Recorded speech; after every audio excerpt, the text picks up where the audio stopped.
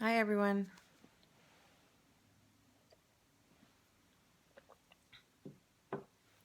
So, in 1998, while I was pregnant with my oldest daughter, curses were used against me to steal and to separate my family and my love. You see, people have used black magic to attain stature in life, to get monetary stature, to get land, to get materials, and to get love.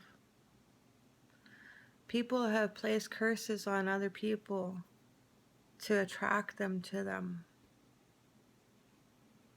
because it's a spiritual attraction that brings two people together.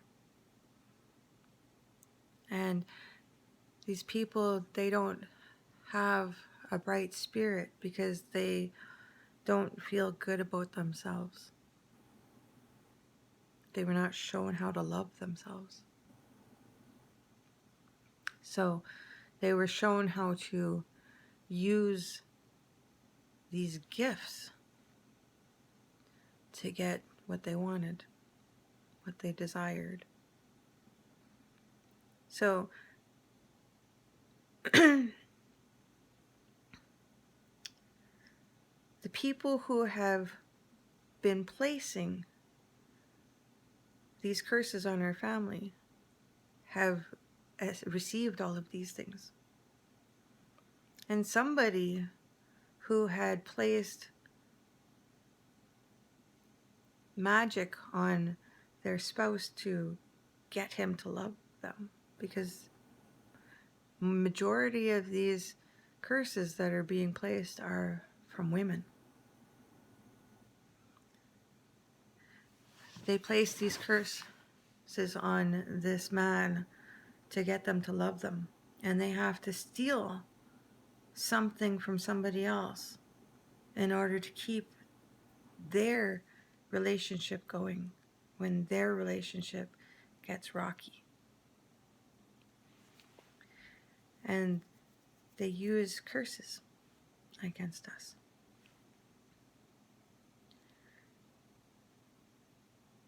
They want to have children. They want to have love. They want to have a husband. They want to have grandchildren. They don't want their family members to be sick. They want finances. They want vehicles and houses. They want land, and they want status, and they want stature. So they take these things away from other people by sending curses towards them. And you know,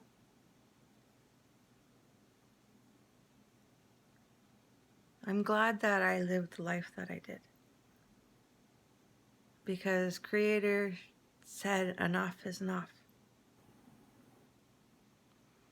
Somebody has to be able to look back on their life and piece all these things together so that they can tell the story of what happened and how black magic was used to destroy families, to darken spirits, to empower Satan, and how Creator saved us, how He blessed us, and how He loves us, and what He gifted us. So in 1998, when Brian and I are living in a shelter, and these curses are trying to work against us, trying to darken our spirits, and it can't darken mine, because I am the happiest I could ever be because I am pregnant. My spirit light is really bright. And then my best cousin, my best friend, commits suicide. And the man who misled me into believing that you give yourself up to somebody, my stepfather, the one who raised me, and then, turned into a predator. And I had so much anger towards this guy for what he had done.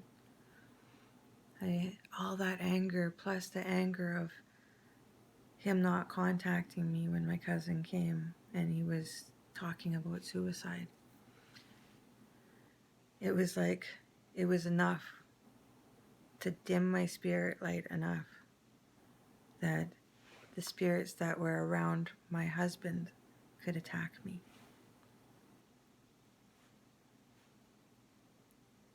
So when we got into this fight, and I noticed my husband was behaving in different ways than I'd ever seen him. Like, he didn't watch porn, but then he became this porn addict over a couple of days. And I'm insecure now because I'm listening to these spirits telling me these things. That's the type of woman that he wants. One that has a nice body, a perfect body.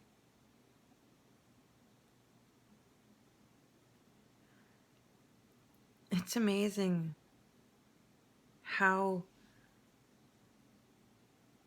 influenced by the spirits that we are.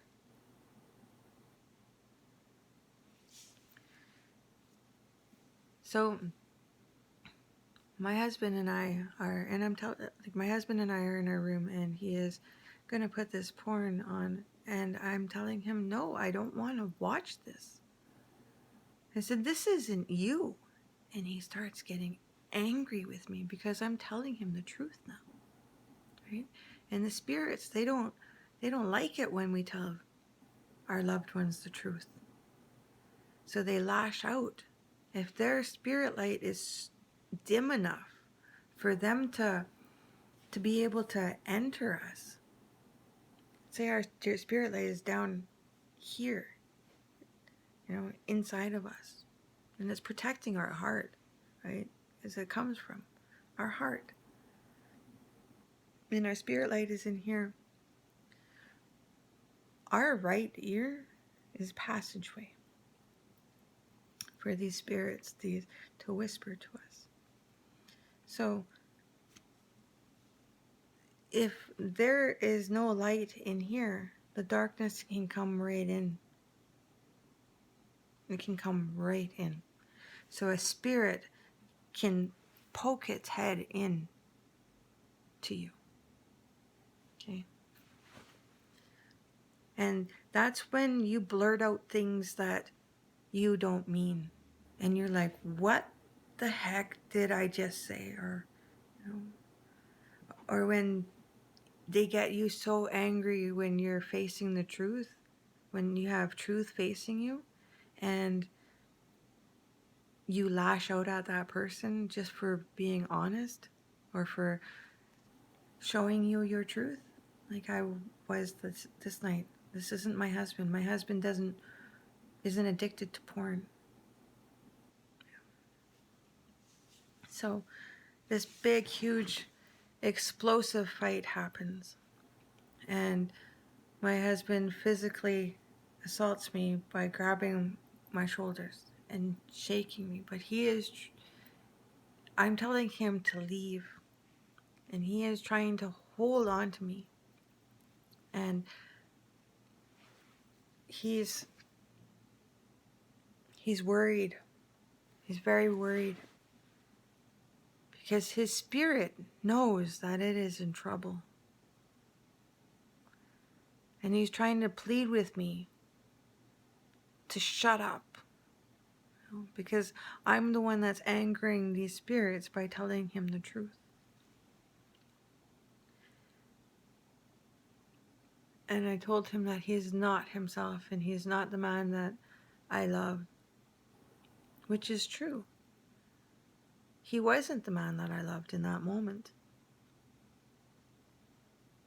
And it's like these spirits will surround us when we're faced with the truth, but then at the same time, it's like they'll go away from us so that we, the ones who have a good spirit light, can hurt that person whose spirit light is a little bit dim. So when I told him that he is not the man that I love, that hurt him.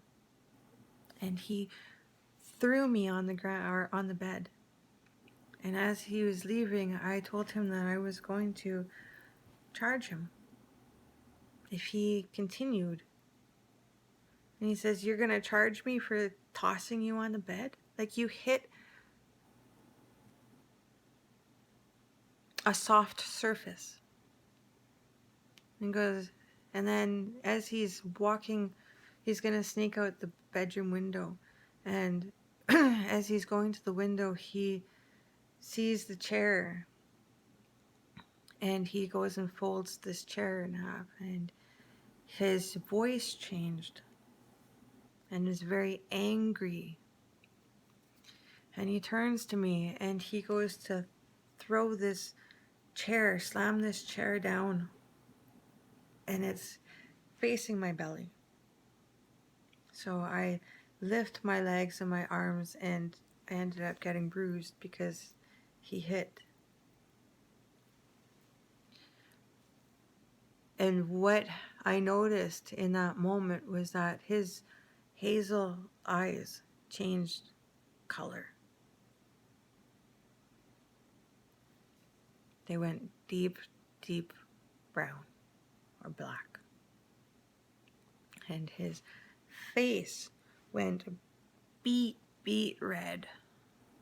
And I said, "I just seen the devil in you. Get the hell out of this house, this room."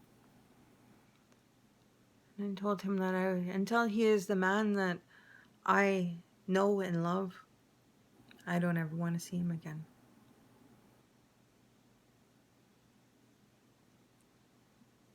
Those curses worked to separate us, to separate my family, to separate us from our dreams,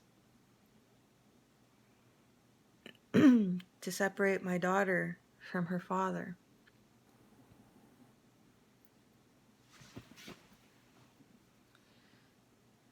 I went back to Fort St. John to go and stay with my sister, who is also pregnant, and my nephew, Colby. Creator pulled me away from Grand Prairie, and he placed me where my light would begin to shine again. Because had I stayed in Grand Prairie, I would have cried myself to sleep every night for my unborn baby. And by placing me with my sister and my nephew, it filled me with love again and made my spirit shine. But at the same time, these curses are trying to work against me.